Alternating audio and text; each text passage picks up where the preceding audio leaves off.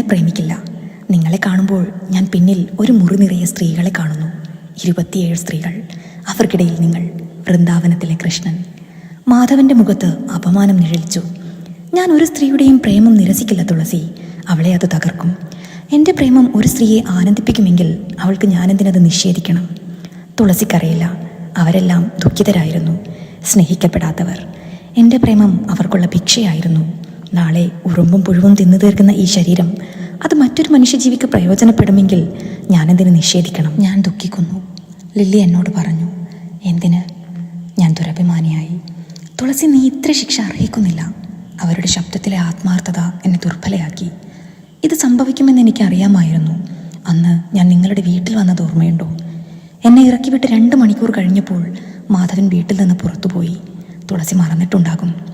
ഇല്ല, അവൻ വന്നത് എൻ്റെ ഹോട്ടൽ മുറിയിലേക്കാണ്. അവൻ എൻ്റെ കാലിൽ